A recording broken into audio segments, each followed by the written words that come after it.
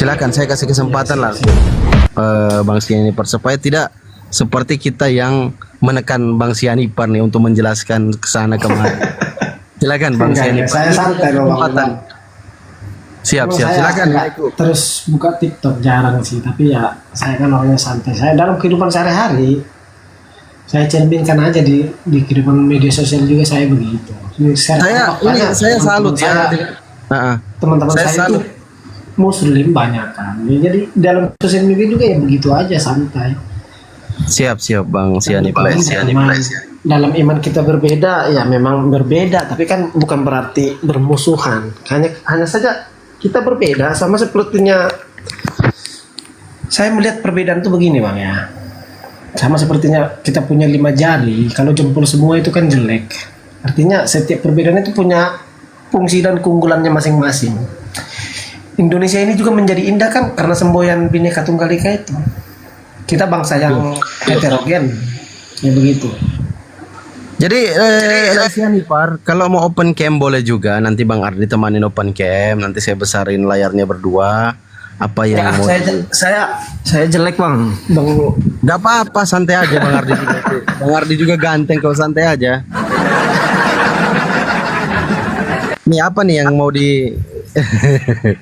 apa yang mau didiskusikan? Silakan. Sianipar. Mau diskusi apa ya? Ya saya mau bertanya begini. Apa yang selama ini abang pahami atau saudara-saudara muslim pahami di sini tentang kekristenan itu? Maksudku begini, di mata Anda kekristenan itu seperti apa, bagaimana begitu? Baik, ini pertanyaan yang luar biasa bagus. Tepuk tangan. Bagus ini, bagus. Coba host dikasih tepuk tangan dulu host. Silakan host. Kasih tepuk tangan dulu host. Udah dari tadi tepuk tangannya. Lanjut. Hostnya nggak dengar suara saya ini host. Lama Jang. Oh udah. Oh ya udah. Oke lanjut ya. Ya udah saya kasih tepuk tangan sekali lagi. Ya. Kalau begitu saya pakai baju dulu. Mama ambilkan bajuku yang biru ini mah. Saya pakai baju dulu. Saya mau open cam. Ketika saya open cam nanti saya akan close cam. Bisa. Bentar ya. Saya udah follow ya. Nanti follow balik ya. Sianipar. Kenapa Bang? Gak enak saya follow-followan itu. Iya berteman ya. Jarang saya buka sosmed Bang. Saya sering YouTube sih. Sosmednya YouTube saya. Baik. Nonton film. Baik sekali.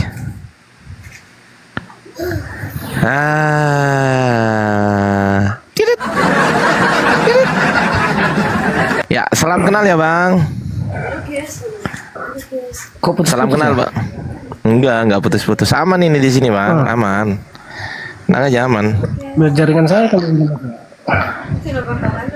Oh iya lanjut Bang. Iya. Jaringan Bang Sianipar yang kurang. Jaringan Bang Sianipar yang kurang mulus, tapi bagus kok, masih bisa didengar. Lanjut. Ya oke. Jadi begini Bang. Bismillahirrahmanirrahim. Ya. Saya akan menjawab pertanyaan dari Abang Sianipar yang luar biasa baik.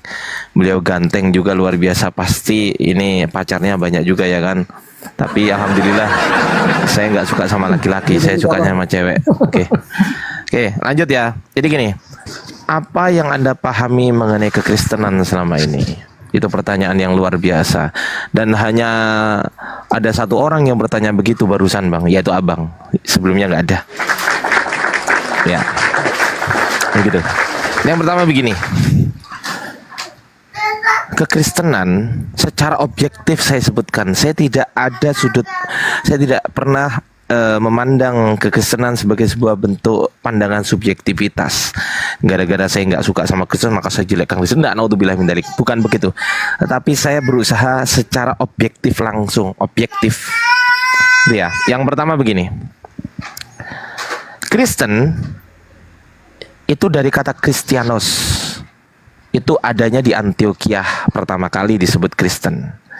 Yesus tidak pernah kenal Kristen. Tidak pernah kenal Kristen Yesus.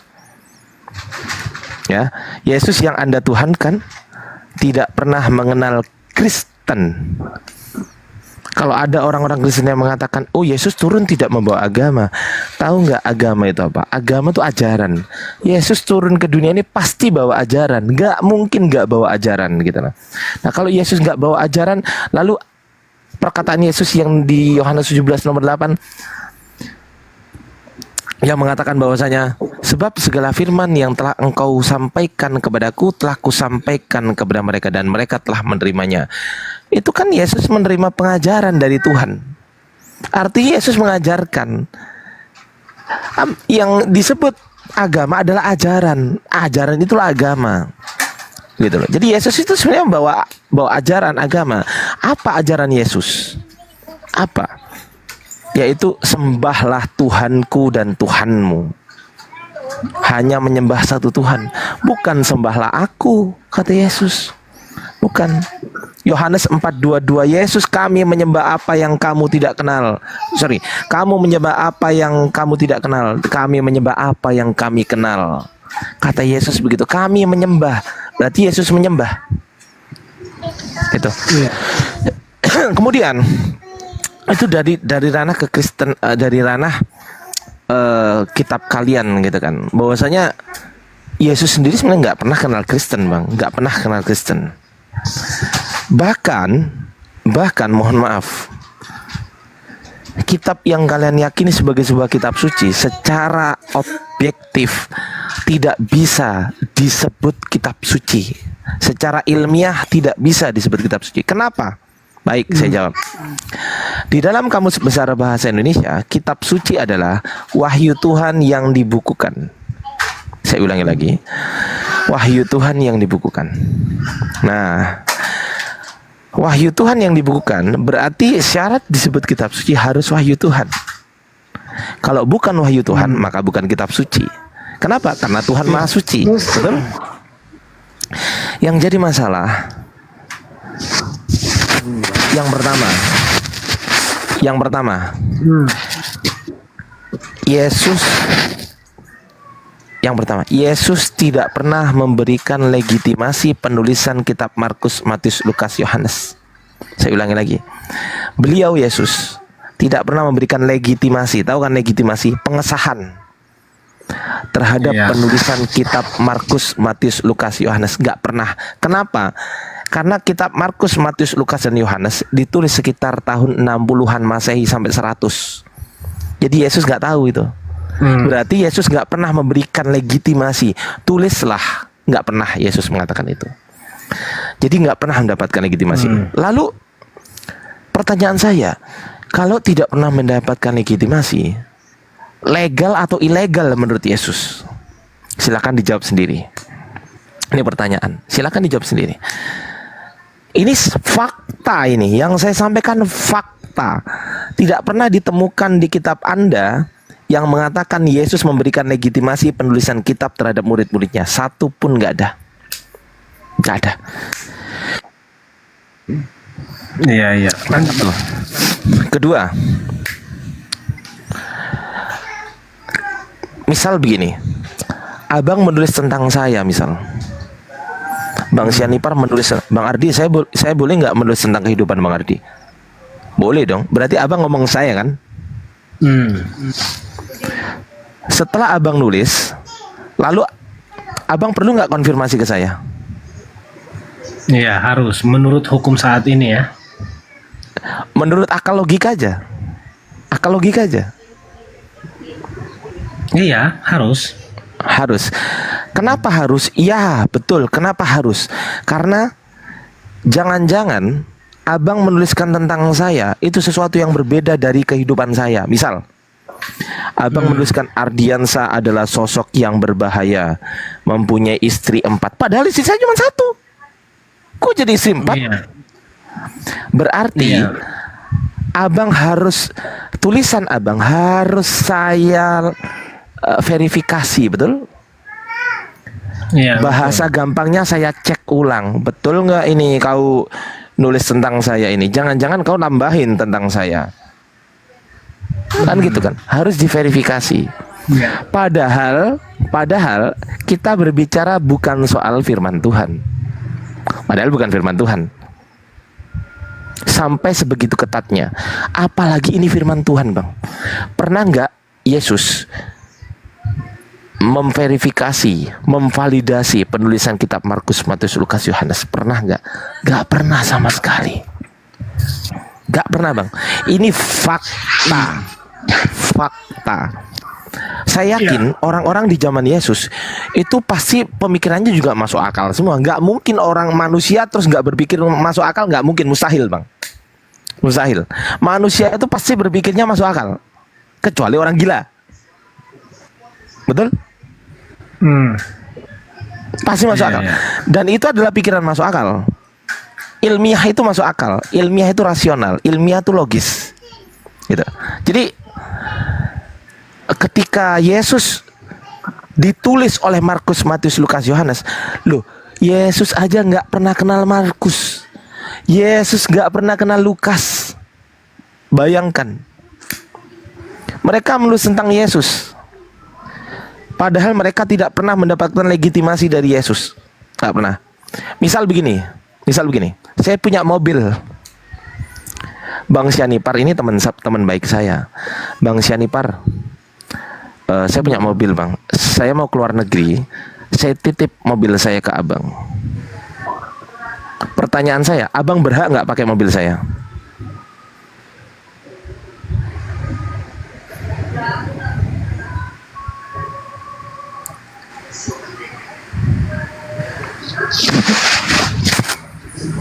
Kenapa? Halo? Rusak jaringannya. Aduh. Ya, Halo, Bang. Mobil gimana tadi mobilnya? Ya, saya punya mobil. Iya. Saya mau keluar negeri. Saya mau titip. Saya mau titip mobil saya ke abang gitu loh. Saya mau titip, Bang. Bang, saya titip ya mobilnya ya. Tolong kalau mau pakai juga tolong dipakai sewajarnya aja, dan tolong dirawat juga lah, kalau kotor ya dibersihkan, kan gitu kan. Nah, pertanyaan saya, abang berhak nggak pakai mobil saya? Berhak nggak pakai mobil saya? Berhak, karena saya memberikan legitimasi. Sudah betul? dapat izin. Betul. Sudah dapat izin. Nah, kalau nggak dapat izin berhak nggak? Ya nggak berhak. Ya nggak berhak, simple sekali gitu loh. Simple sekali. Iya. Markus, Matius, Lukas, Yohanes, yang katanya penulisnya Markus, Matius, Lukas, Yohanes ternyata menuliskan tentang Yesus. Padahal, Bang, kalau mau jujur, Markus bukanlah penulis Markus, Matius bukanlah penulis Matius, Lukas bukanlah penulis Lukas, dan Yohanes bukanlah penulis Yohanes. Dari mana kau tahu, Ardiansah? Dari mana kau tahu?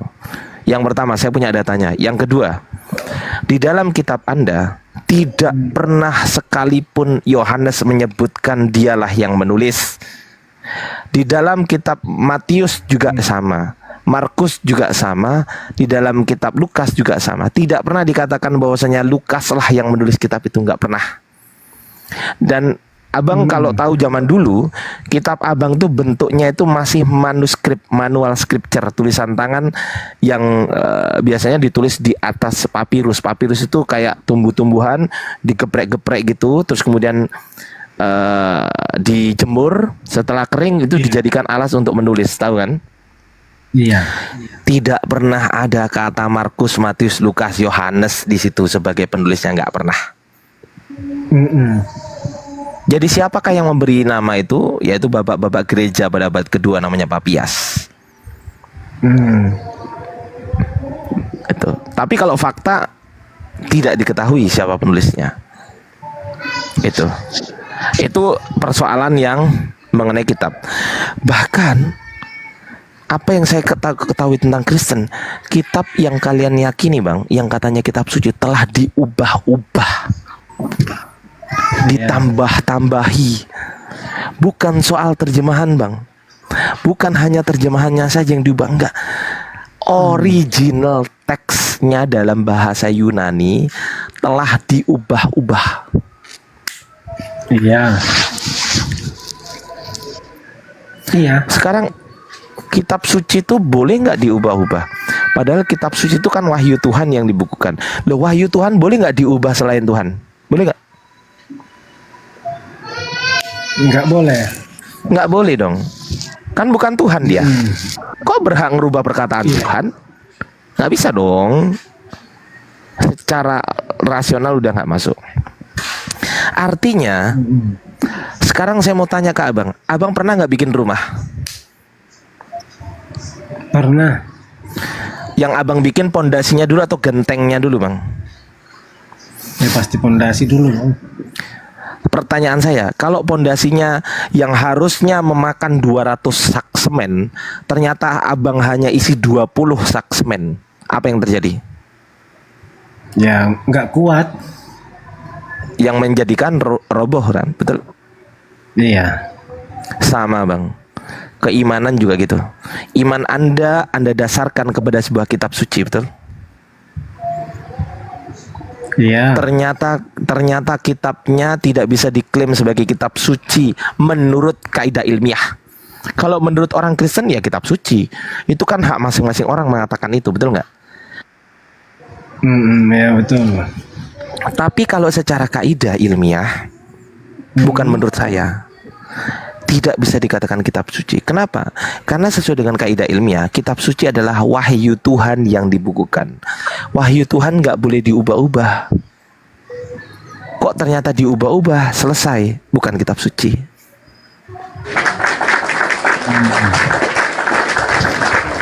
Pemikiran simple. Abang tahu nggak, di dalam tubuh kita itu ada yang selalu bertentangan, yaitu satu keyakinan, dua pola pikir. Paham maksud saya? Akal logika kita itu biasanya menentang sesuatu yang nggak masuk akal dengan sesuatu yang Anda yakini. Misal begini, akal Anda berpikir begini, iya juga ya, kan bukan kitab suci, kenapa saya yakini? Iman Anda menjawab, udah imani aja, udah nggak usah terlalu banyak dipikir, imani aja. Iman ini bro, ini iman. Iman tuh harus nggak masuk akal. Akal Anda menjawab, nggak bisa dong. Kalau iman nggak masuk akal, berarti orang penyembah berhala beriman juga bener juga menurut dia, karena nggak masuk akal juga. That's right. Betul?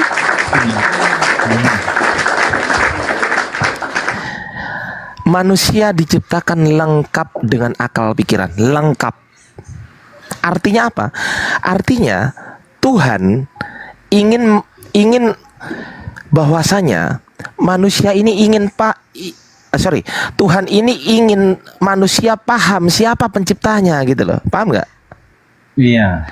Nggak mungkin Tuhan menciptakan manusia lalu udah manusia saya buat nggak paham saya lah. Oh nggak mungkin dong. Manusia saya kasih pikiran untuk memahami siapa yang menciptakan dia. Siapa yang menciptakan dia? Maka dilengkapilah dengan akal. Fungsinya untuk menyaring, berpikir mana yang benar, mana yang salah. Sesimpel itu sebenarnya.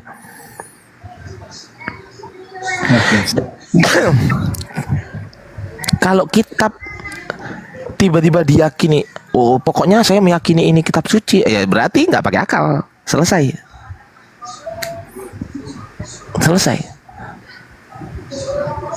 Apakah Islam beriman berakal?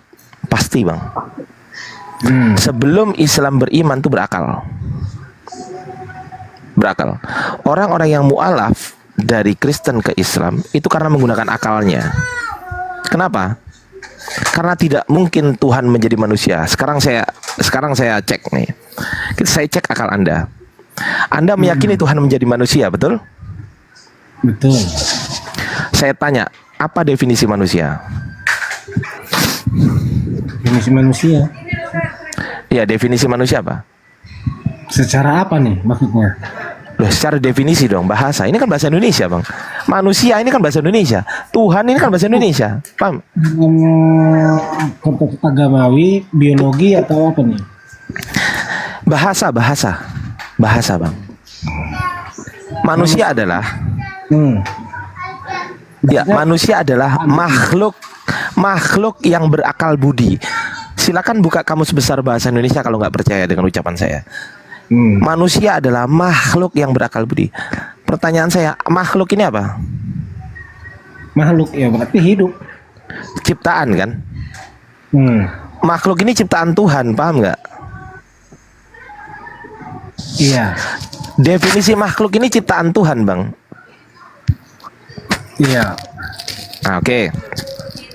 Ketika orang Kristen mengatakan Tuhan menjadi manusia, sekarang saya tanya, ciptaan Tuhan, Tuhan bukan? Bukan. Bukan. Berarti orang Kristen mengatakan Tuhan menjadi manusia, berarti sama halnya mengatakan Tuhan menjadi bukan Tuhan. Iya. Iya betul. Pertanyaan saya, ketika Tuhan menjadi bukan Tuhan, sebutannya Tuhan atau bukan Tuhan? Ya bukan Tuhan. Simple, sama halnya dengan bakso. Anda pernah nggak membeli bakso? Asal usul bakso itu apa? Daging dan tepung, betul nggak? Iya. Betul kan? Dari daging dan juga. Pernah nggak Anda datang ke tukang bakso lalu bilang begini, Bang, saya beli daging dan tepungnya dong. Loh, pasti kaget yang jual bakso. Ah, daging dan tepung. Apa maksudnya? Nggak mungkin. Pasti sebutannya yang udah jadi. Betul? Iya betul. Apa yang udah jadi? Ya bakso. Bang, beli baksonya dong. Betul lah. Ketika tepung dan daging berubah menjadi bakso, maka sebutannya bakso. Ketika Tuhan berubah menjadi bukan Tuhan, maka sebutannya bukan Tuhan. Sampai sini paham?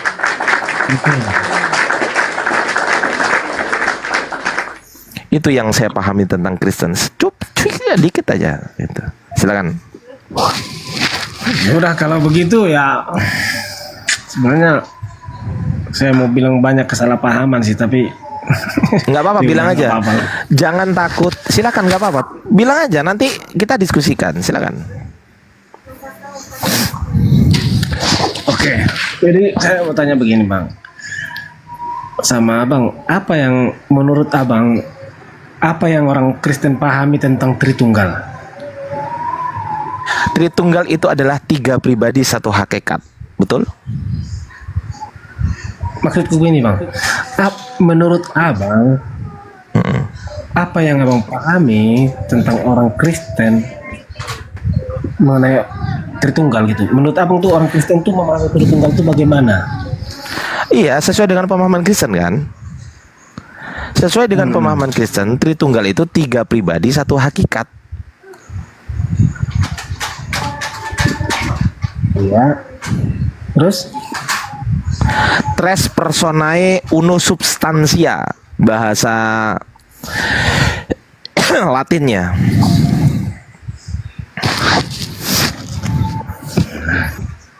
Iya. Oke, sekarang saya tanya kepada Abang. Abang memahami Tritunggal? Iya, saya Trinitarian. Tolong dijawab dengan jujur. Apa yang dimaksud Tritunggal? Ya, kalau secara singkat itu yang Abang bilang tadi betul. Satu Baik. hakikat 3 pribadi. Sekarang saya tanya. Di dunia ini secara umum itu hanya ada 2 entitas. Entitas yang pertama Tuhan. Entitas yang kedua selain Tuhan pasti bukan Tuhan. Betul nggak? Iya. Nih, tisu bukan Tuhan, HP bukan Tuhan, mobil bukan Tuhan, surga bukan Tuhan, neraka bukan Tuhan, bumi bukan Tuhan, matahari bukan Tuhan, bulan bukan Tuhan, oksigen bukan Tuhan, manusia bukan Tuhan, tumbuhan bukan Tuhan, binatang bukan Tuhan. Betul nggak? Iya, betul. Selain Tuhan pasti bukan Tuhan. Betul? Pertanyaan saya simpel. 3 pribadi ini, apakah ketiga-tiganya Tuhan atau ketiga-tiganya bukan Tuhan? Silakan. Ya, ketiga-tiganya Tuhan. Oke, kalau ketiga-tiganya Tuhan, berapa Tuhan? 3. Tepuk tangan, Nus. Berarti Anda meyakini 3 Tuhan. Iya, 3 Tuhan. Tetapi orang Kristen menyangkal itu, Bang. Saya kasih tahu. Orang Kristen menyangkal itu. Oh enggak, kami tidak 3 Tuhan. Itu kan 3 pribadi, 1 hakikat. Mereka hanya nggak mau jujur saja. Itu aja. Kalau mereka mau jujur, coba saya tanya. 3 pribadi ini, apakah ketiga-tiganya Tuhan atau ketiga-tiganya bukan Tuhan? Abang Ya, menjawab ketiga-tiganya Tuhan. Kalau ketiga-tiganya Tuhan, berapa Tuhan? Ya 3 Tuhan. Masuk akal nggak? Ada 3 Tuhan. Nggak, masuk akal nggak? Nah, kalau kalau untuk akal, Bang, sebenarnya ketika kita mengatakan Tuhan itu masuk akal atau enggak, sebenarnya saya nggak mau bicara itu sebenarnya ya. Karena kita itu Ya. mereduksi besaran Tuhan itu namanya. Iya, iya. Baik, Awal baik. kita bicara Tuhan itu memang akal. Gimana? Tuhan itu memang nggak masuk akal. Oh, oke, baik. Kalau kita Sekarang saya tanya. mengatakan Tuhan Baik, baik. Anda nanti boleh bertanya ke saya ya. Kita uji akal Anda. Iya, iya, iya, iya. Sana main sana sama mama ya. Sama mama ya. Oke. Saya uji sekarang.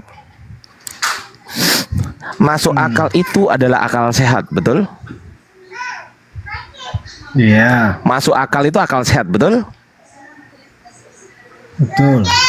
Oke. Sekarang saya tanya. Akal sehat, sehat di situ kan. Lawan kata sehat apa? Ya sakit. Sakit. Berarti ada akal sehat, ada akal sakit, betul? Iya, iya. Betul kan? Betul kan? Betul kan? Sekarang saya tanya kepada Anda. Sekarang saya tanya kepada host. Host, Siap, perintah. ketuhanan, konsep ketuhanan host itu akal sehat atau akal sakit? Akal sehat dong. Akal sehat. Sekarang saya tanya Bang Sianipar. Konsep ketuhanan Bang Sianipar akal sehat atau akal sakit? Akal sehat juga. Ah, berarti masuk akal. Nggak, Ayo. saya bilang begitu, Bang. Yang masuk akal itu konsepnya, kalau Tuhannya itu kita bicarakan Tuhan secara keseluruhannya. Sejak awal juga itu nggak masuk akal. Bagaimana Loh, masuk akal, Bang. Tuhan itu penciptaan masuk itu akal. Bang. Masuk akal. Oke, baik. Coba, bagaimana- Berarti menurut Anda, bagaimana berarti menurut Anda, berarti menurut Anda Tuhan itu tidak bisa dipahami dengan akal sehat, betul? Secara keseluruhan ya. Iya, berarti hanya bisa dipahami akal sakit, betul? Enggak. Loh, Anda sendiri yang mengatakan nggak masuk akal. Iya. Kan hanya ada 2. Ada akal sehat, lawan kata sehat, sakit. Akal sakit. Kalau nggak masuk akal, berarti akal sakit. Iya, oke. Akal sakit. Berarti menurut Anda, ketuhanan itu hanya bisa dipahami dengan akal sakit. Iya, betul. Ah, berarti saya nyerah karena saya orang sehat. Oke, saya kasih contoh, Bang. Saya kasih contoh. Nggak apa-apa. Ini diskusi. Saya kasih contoh ya. Saya kasih contoh. Misal tentang mukjizat misal. Nabi Musa membelah lautan, masuk akal nggak? Kalau sekarang ya ada rumusnya. Jadi masuk akal. Astagfirullahaladzim. Rumus apa, Bang? Ya sekarang kan sudah ditemukan rumus fisikanya, berapa gaya yang dibutuhkan untuk membelah laut itu. Emang ada orang yang gitu sekarang? Untuk belum dilakukan, tapi kalau secara fisika hal itu dimungkinkan, Bang. Iya, ada nggak yang bisa melakukan itu? Ya kalau manusia mau bisa, cuman kan belum dilakukan. Untuk apa itu laut dibelah sekarang? Bagaimana gaya apa yang digunakan untuk menahan laut itu sedemikian rupa? Padahal gepuknya cuma sekali, tapi belahnya itu lama. Rumus fisika apa yang dipakai? Tahu nggak, Bang? Di Cina Apa? ada tol bawah laut loh. Innalillahi wa inna ilaihi raji'un. Itu itu tol, di mana? Bang. Itu tol, Bang. Ini nggak pakai tol, Bang. Nabi Musa nggak ada tolnya. Iya, kalau dengan modelnya digetok pakai tongkat laut terbelah. Pertama itu keajaibannya. Oke, Tapi, stop. kita katakan Keajaiban. Tapi kalau kita katakan untuk membelah laut, sekarang teknologi manusia bisa. Abang jangan ngomong bisa kalau nggak ada buktinya. Iya, Oh, iya. kita ngomong yang ada buktinya lah. Iya, iya. Mau saya kasih bukti? Nih saya kasih bukti nih. Oke, simpel aja pertanyaan saya. Nabi Musa pada saat membelah laut masuk akal nggak? Udah gitu aja. Enggak. Oke, abang nggak, saya masuk akal. Nih, saya Aku dulu kasih. dong ditanya. Gantian. Nah. Gimana Bang Fandi? Masuk akal nggak Nabi Musa membelah laut? Oh, masuk akal dong. Allah Maha Kuasa, Masuk akal. Tuhan Maha Kuasa. Lanjut. Oke. Nih saya kasih contoh Bang Sianipar. Saya kasih contoh. Kalau ada bayi umur 3 hari, baru lahir 3 hari, terus kecemplung di lautan, kalau dia tidak ada yang nolong, tenggelam nggak? Tenggelam. Tenggelam. Pertanyaan saya simpel. Kalau dia ada yang nolong, selamat nggak? Atau tenggelam? Ya selamat kan, kalau ditolong kan selamat berarti. Ya, berarti yang nolong harus bisa, kemampuannya harus bisa melebihi dari bayi yang ditolong itu, betul nggak? Kemampuannya, kemampuan berenang, betul? Iya. Oke, sekarang saya tanya, manusia maha kuasa nggak? Enggak. Tuhan maha kuasa nggak? Iya, maha kuasa. Kalau yang tidak maha kuasa dibantu oleh yang maha kuasa, bisa nggak? Ya bisa.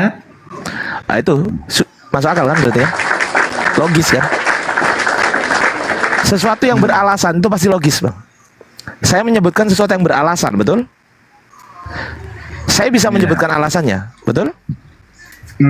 Betul. Nabi Musa yang tidak maha kuasa, Nabi Musa yang tidak maha kuasa, ketika membelah lautan tidak dibantu oleh yang maha kuasa, maka itu nggak masuk akal, itu mustahil. Tapi ketika dibantu oleh yang maha kuasa, jadi masuk akal. Kenapa? Karena dibantu, betul? Iya, iya. Tepuk tangan, host. Udah mulai cerdas ini. Mulai cerdas. Sekarang saya tanya lagi tentang Tuhan sekarang. Menurut Anda Tuhan nggak masuk akal, betul? Karena dia melampaui akal. Akal kita ini kan nggak mampu menampung secara Tuhan itu bagaimana? Apa yang nggak masuk akal? Apa yang nggak masuk akal? Coba. Contoh, kasih contoh. Apa yang nggak masuk akal? Bagi saya, kalau untuk secara akal ya, saya nggak bisa paham kenapa Tuhan itu ada. Gimana? Saya nggak bisa paham kenapa Tuhan itu ada. Penciptaan. Oh, gampang itu masuk akal itu. Gampang itu. Kenapa? Kenapa Tuhan itu ada kan gitu? Karena sebelum kata ada itu ada, Tuhan sudah ada. Jadi meskipun kata ada ini nggak ada, Tuhan sudah tetap ada. Itu jawabannya. Simple. Kenapa Tuhan ada? Ya karena sebelum Anda menyebutkan kata ada, Tuhan sudah ada. Ini simple. Iya, iya. Oke. Simple. Kenapa sulit? Apalagi pertanyaan tentang Tuhan. Oh, Bang Ardi, Tuhan nggak bisa dilihat. Masuk akal nggak? Oh, masuk akal. Lu kenapa? Kan udah dikasih tahu di dalam firman-Nya bahwasanya Tuhan tidak bisa dilihat. Selesai. Masuk akal nggak? Masuk akal. Kenapa masuk akal? Kenapa masuk akal? Karena kalau sampai Tuhan terlihat, maka akan banyak orang yang protes di sini ketika doanya nggak dikabulkan oleh Tuhan. Woi Tuhan, aku protes. Maka banyak orang yang demo kepada Tuhan ketika Tuhan kelihatan. Masuk akal nggak? Tuhan tidak bisa dilihat, tidak bisa dibuktikan oleh indera. Betul. Gimana? Tuhan tidak bisa dilihat, tidak bisa dibuktikan oleh indera. Betul nggak? Oh bisa. Kalau dibuktikan dengan indera bisa. Caranya Apa? gimana, Bang? Ya hasil ciptaan Tuhan. Lalu siapa yang menciptakan kalau bukan Tuhan? Simple. Apakah setan? Nggak mungkin. Iblis? Mustahil. Kenapa? Karena iblis tidak maha kuasa, setan tidak maha kuasa, jin tidak maha kuasa. Yang maha kuasa siapa? Tuhan. Simple. Simple. Kenapa harus berpikir sulit? Betul nggak? Nah, itu tepuk tangan dulu, host. Ya udah mulai paham dia host. Itu loh. Oke. Kita memang tidak bisa melihat sosok Tuhan, nggak bisa. Tetapi apakah ketika sesuatu yang nggak bisa dilihat itu nggak ada? Kan belum tentu. Misal, Anda punya akal nggak? Iya punya. Mana akalnya? Coba saya pengen lihat. Mana? Ini kita berbicara ini kan karena saya punya akal tuh. Enggak, karena Anda punya bibir. Salah. Ayo. Iya. Kalau Anda nggak punya bibir, bisa nggak berbicara?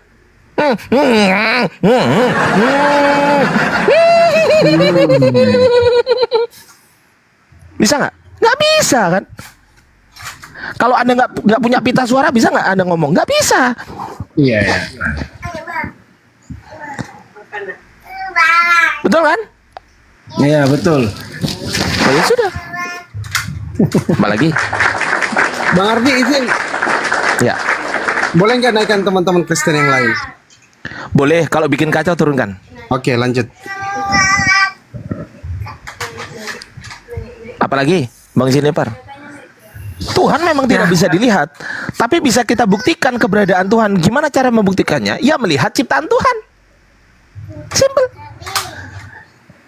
Abang tahu nggak, Bang? Ini saya kasih tahu, Bang. Abang tahu mobil nggak? Iya. Kenapa disebut mobil?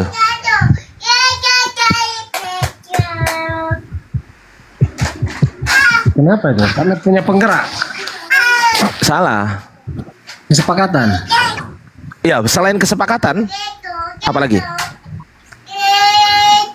Nggak tahu lagi apa lagi. Ya karena tersusun. Oh. Kalau nggak tersusun bisa nggak disebut mobil? Misal bannya tok gitu bisa nggak disebut mobil? Nggak bisa kan? Nggak bisa. Berarti karena tersusun, betul? Iya. Saya manusia disebut manusia karena apa? Karena tersusun. Semua hal di dunia ini itu disebut karena tersusun. Iya. Sel Anda tersusun kan? Sel Anda tersusun kan? Sel Anda, betul? Tersusun dari inti sel, betul? Ya kurang tahu saya kalau sampai ke situ bang. Oh lah iya, saya kasih tahu abang. Tersusun, betul? Halo, selamat pagi Ardiansyah. Ya pagi bang. Dimit dulu bang ya. Ya dimit Oh, dulu. siap. Oke. Jangan kelamaan. Loh, kok jangan kelamaan, kok ngatur? Jadi ngatur. Diskusi santai bang ya. Sama aku kau. Begini Jadi atur. Janifar, ini paling pandai mengarah. Jangan terbawa. Oh turun. Oke kita lanjut. Saya kan udah bilang boleh naikkan Kristen, boleh silakan naik, tapi jangan ganggu gitu loh. Diem dulu, santai. Enak kok diskusi sama saya. Buktinya Bang Jennifer enak juga ngobrol sama saya dari tadi. Betul nggak Bang? Nah sekarang saya tanya Bang, tisu ini kenapa disebut tisu Bang? Selain kesepakatan.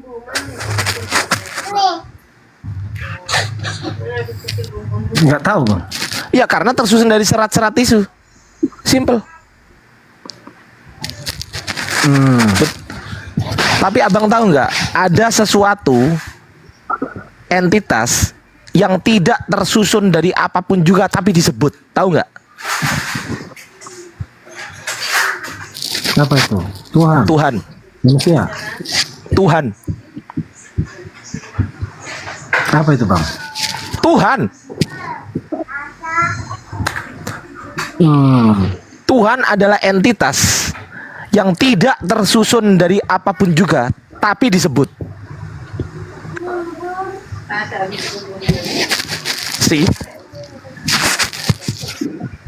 Paham sampai sini? Iya iya. HP disebut HP karena tersusun dari IC, dari LCD, dari apapun lah saya nggak ngerti itu. Motor disebut motor karena tersusun dari ban rodanya dan lain sebagainya. Atom disebut atom karena tersusun dari inti atom. Betul nggak? Iya, iya. Hanya ada satu entitas yang tidak tersusun dari apapun juga tapi disebut, yaitu Tuhan. Dan itu masuk akal. Kenapa? Karena Tuhan harus beda dengan yang lain. Harus. Karena kalau Tuhan sama dengan yang lain berarti bukan Tuhan. Simple. Coba begini Bang. Ya. Silakan. Katakanlah saya seorang ateis. Oke. Ya kan? What next? Katakanlah saya seorang ateis. Saya tuh skeptis tuh tentang Tuhan, tentang apa segala macam tuh. Boleh. Saya biasa diskusi sama ateis. Lanjut.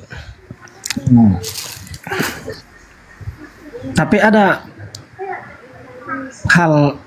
sedikit yang saya pahami mengenai tauhid, begitu ya. Iya. Kenapa Tuhan harus satu?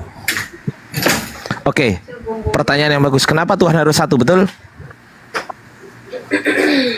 Betul? Kenapa Tuhan harus satu? Oke, saya jawab. Dan kenapa? Satu-satu dong. Dan kenapa? Oh ya, oke. Iya. Kayaknya agak sinyal di sana ya Bang ya. Bang sini sinyalnya agak ya. Iya. Udah lama ini TikToknya dibuka, jadi mungkin jaringannya juga Pak. Oke, saya jawab Bang. Kenapa Tuhan harus satu? Karena Tuhan harus berbeda dengan yang selain Tuhan.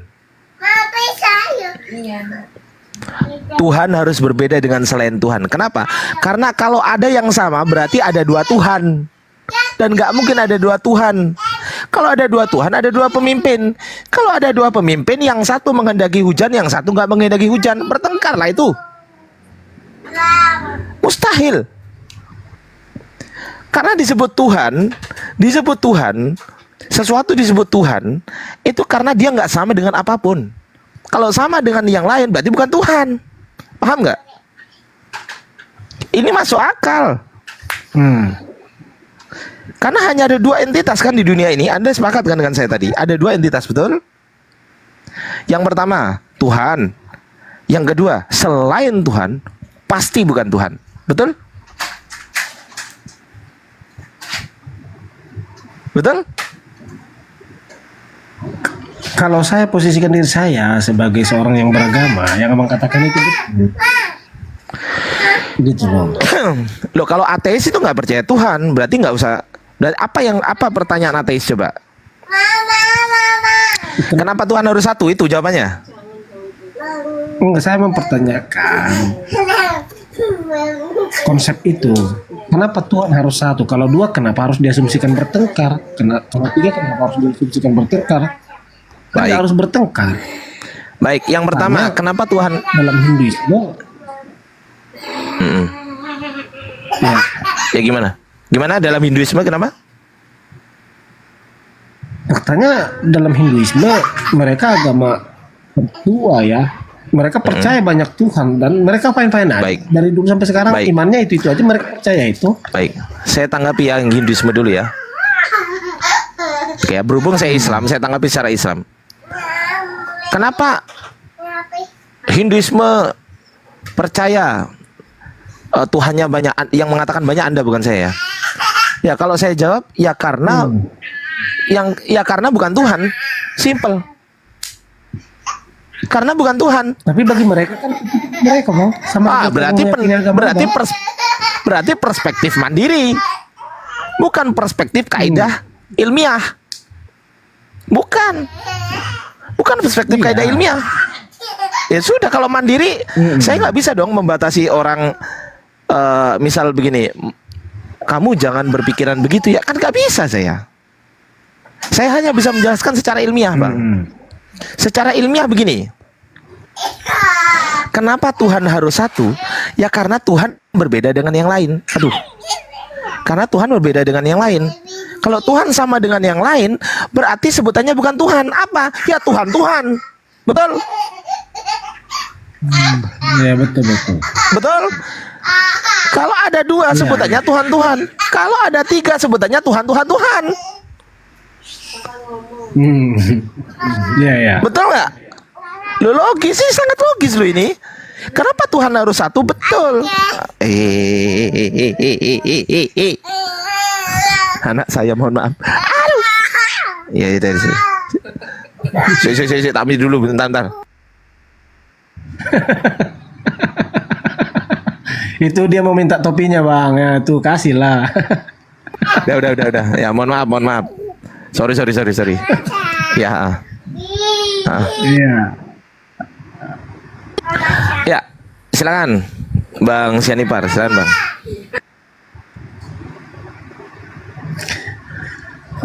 Begini bang, coba saya. Tapi Anda tadi sudah terjawab ya. Anda bertanya kenapa Tuhan harus satu ya, betul ya? Kalau Anda bertanya kenapa Tuhan harus 2, lah itu baru betul. Anda bertanya kenapa Tuhan harus satu, ya Anda sebutkan satu.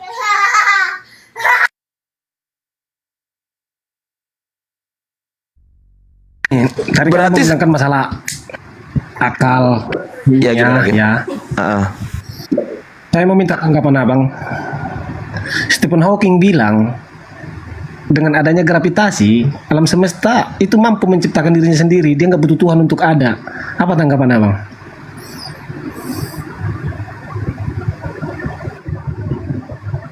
Gimana Bang? Dengan adanya diam dulu. Ntar aku keluar kamar dulu ah. Aku keluar kamar dulu bentar. Oke, siap.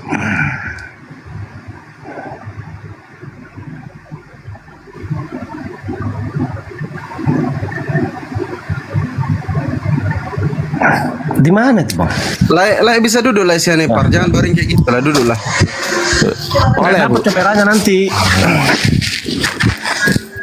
Ya. Nah, aku keluar kamar lah ini. Nanti ganggu anakku. Gimana Bang? Ayo lanjut Bang. Jelek kalau nggak kalau ini. Gimana Bang?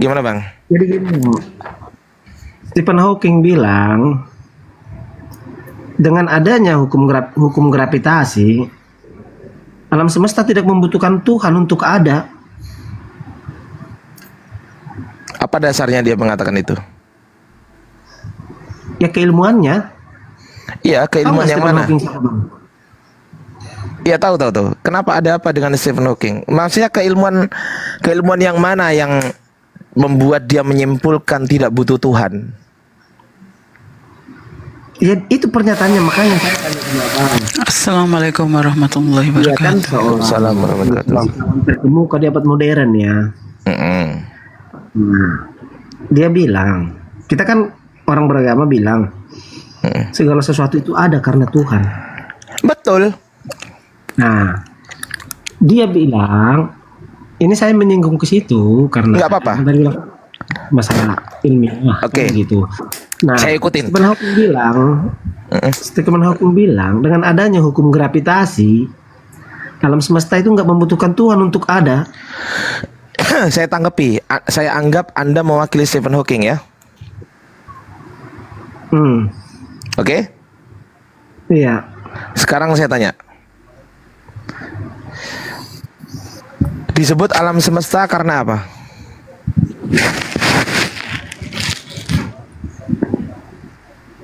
Alam semesta? Iya. Dia menyebutkan alam semesta, itu disebut alam semesta karena apa? Ya karena ada. Iya, apa yang ada? Yang ada apa? Materi. Materi apa yang dia maksud? Maksud abang bertanya begitu maksudnya kemana nih maksudnya nih? Loh, udahlah diikutin aja. Materi apa yang dia maksud? Coba sebutkan.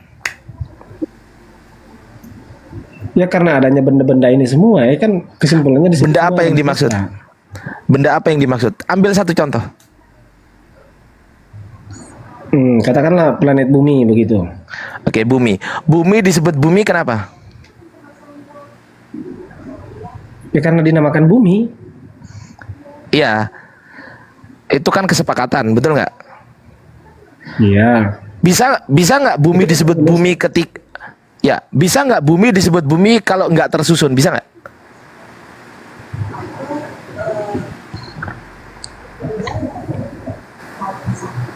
Bisa nggak?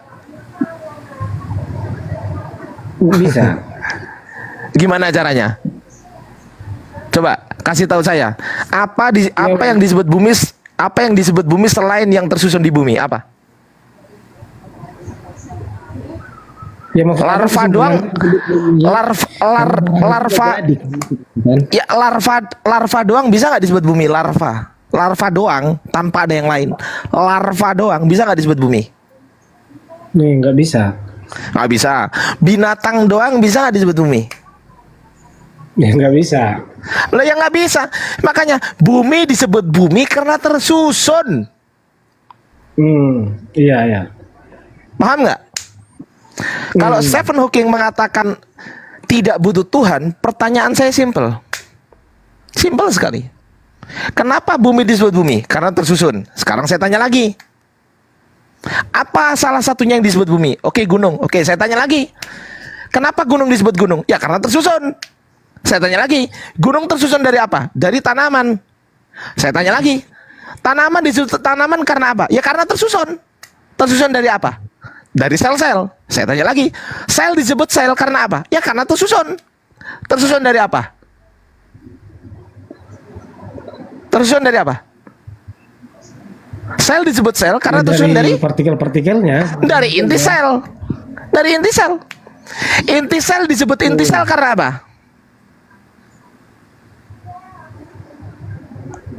Ya karena Ya, tersusun. karena tersusun.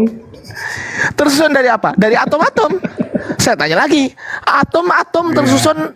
Atom disebut atom karena tersusun, betul? Tersusun dari apa? Nah, Dari apa? Dari inti atom, betul? ya alam semesta tersusun dari. Ya. Inti atom disebut inti atom karena apa? Jadi alam semesta disebut alam semesta tersusun begitu. Sebentar, jangan ke situ dulu.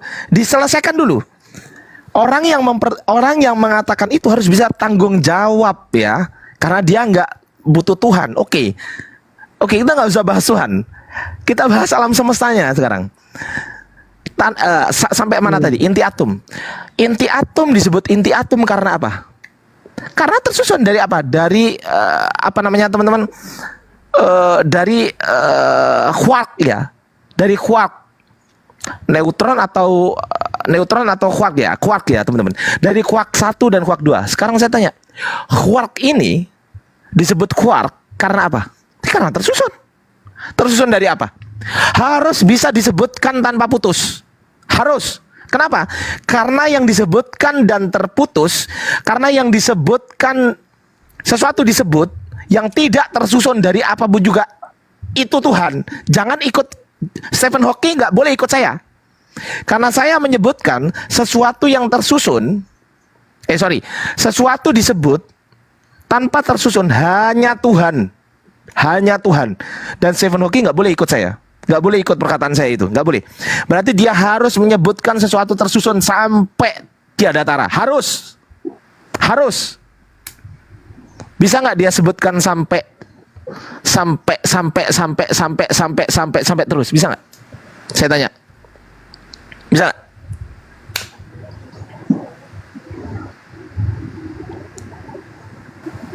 Abang tahu nggak partikel yang nggak bisa? Abang tahu nggak partikel yang sebentar? Abang kan fisika. Abang tahu nggak partikel yang nggak bisa dibagi lagi? Tahu nggak? Apa itu? Bukan nggak bisa dibagi lagi karena manusia nggak tahu udah. Abang tahu nggak apa? Partikel elementer. Partikel elementer. Saya tanya kepada abang, kalau memang zat terkecil itu partikel elementer, pertanyaan saya, partikel elementer disebut partikel elementer tersusun dari apa? Manusia nggak bisa jawab. Yang bisa jawab hanya yang bisa jawab hanya orang-orang beragama. Dari mana itu? Sekarang pertanyaan saya, partikel elementer dari mana dia? Yang nggak tersusun ini loh, dari mana? Oh sorry, yang tersusun tapi nggak tahu tersusun dari apa? Dari mana itu? Ayo. Ayo. Dari mana? Dari alam semesta, saya tanya lagi alam semesta. Dari matahari, saya tanya lagi matahari. Ayo. Dari mana? Dari planet. Mungkin aku boleh bisa nambahin ya, Bang Ardi. Silakan. Tadi kan Bang Sinaf, Bang Ini dulu Bang Ardi. Bang Sianifar. Aku orang di bawah tuh saya tuh. Bang Sianipar. Boleh nggak aku menjelaskan kenapa Tuhan itu harus satu?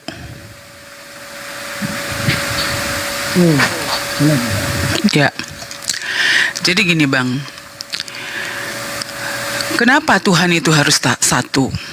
Jadi jika Tuhan lebih dari satu, maka kita memunculkan pertanyaan tentang siapa yang lebih kuat, lebih bijaksana, atau lebih berkuasa. Tetapi kalau keyakinan kepada Tuhan yang satu, kita dapat memahami bahwa segala yang ada berasal dari satu sumber yang tunggal, yang memastikan kesatuan dan prinsip hidup, moralitas, dan alam semesta. Analoginya gini loh, Bang. Jangankan Tuhan ya, Bang, kita kalau kerja di suatu perusahaan, keluarga, kita bingung. Bosnya banyak banget.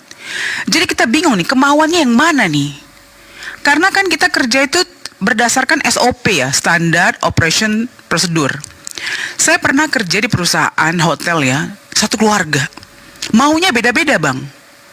Dan mereka tidak pernah terorganisir, misalnya ini loh SOP kamu, ini enggak. Dan kebijaksanaannya beda-beda. Jadi kadang-kadang kami kalau mau apa-apa, memberikan proposal, kita selalu cari orang yang paling menurut kita lebih kuasa daripada keluarganya. Misalnya mereka sekeluarga 5. Kita tahu, yang berkuasa di bos-bos ini anak paling besar. Nah pasti kami nyarinya anak paling besar aja. Tetapi kan akhirnya tidak fair, Bang, gitu loh. Nah disitulah kenapa konsep, dan seperti Abang tahu ya, di dalam kehidupan keluarga aja, kemauan keluarga ini beda-beda karena kepalanya beda-beda. Yang satu sukanya A, yang satu lagi sukanya C, yang satu lagi sukanya Z. Jadi kita sebagai orang yang mengikuti SOP kemauan mereka tuh bingung, Bang. Gitu loh. Jadi secara logis ketika ada satu Tuhan, umat manusia tuh hanya perlu fokus pada satu objek penyembahan ya, dan pemahaman yang dimau oleh Tuhan tersebut, yang pastinya yang terbaik untuk manusia. Itu kalau masalah kenapa Tuhan harus satu ya. Ini perspektif saya juga, saya memakai perspektif yang Islam berikan kepada kita sebagai umat Islam. Nah yang kedua, masalah tadi Abang bilang si orang-orang yang saintifiknya pinter-pinter di dunia ini.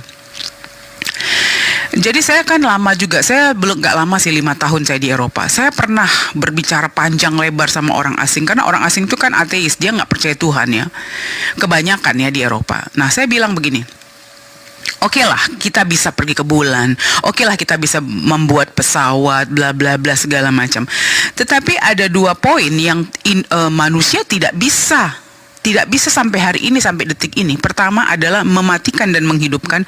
Kalau mematikan mungkin akhirnya dipaksa ya, dibunuh ya. Menghidupkan dan future takdir ya, masa depan takdir. Kita nggak pernah tahu, nggak ada yang bisa. Misalnya begini, kita ini bertiga ya atau berlima, sama-sama sekolah. Kita sama-sama bekerja, belajar bareng-bareng ini semua. Wah, 5-5 belajar dengan cermat. Tetapi jarang sekali 5-5-nya bisa memiliki achievement yang sama. Achievementnya beda. Paham nggak? Iya. Achievementnya beda. Kenapa? Karena ada takdir. Ada suatu keajaiban yang di luar kekuasaan manusia untuk mengontrol siapa yang the best. Pasti. Bahkan perenang, olahraga, mereka itu semua sama-sama berolahraga setiap hari, Bang. Tetapi di dalam pertandingan pasti yang juara 1 itu 1, juara 2 1, juara 3 1. Because nobody can control the takdir who is winner. Even setiap hari orang itu berlatih sama, Bang. Masuk akal nggak? Make sense nggak? Lebih masuk akal nggak?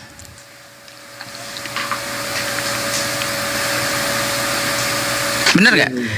Jadi kalau kita berlima, saya berpikir gini, kenapa ya semua pelari itu masing-masing berolahraga tiap hari, keras banget. Semuanya sangat disiplin, tetapi winner pasti satu orang. Kenapa? Karena takdir hanya Allah atau Tuhan yang memberikan. Kuasa pemenang pertama itu hanya kekuatan yang maha. Padahal kan kok dibilang lah dia olahraganya kenceng. Sepak bola nih misalnya, sepak bola semua tiap hari olahraga bareng, mereka selalu latihan. Tetapi the winner is only one. Paham gak? Sama kayak di keluarga abang mungkin ada 5 orang, 5 kerja keras. Tetapi kenapa ya dia sukses, aku enggak gitu loh. Nah itulah yang saya bilang tadi, bahwa takdir manusia itu hanya Tuhan yang memberikan takdir. Kau jadi sakit, kau jadi begini, begitu, begini, begono, begini. Dan itu tidak ada yang bisa mengontrol. Mau saintifik bagaimanapun tidak ada yang bisa mengontrol. Sama seperti ramalan cuaca. Ramalan cuaca itu tidak pernah 100% benar.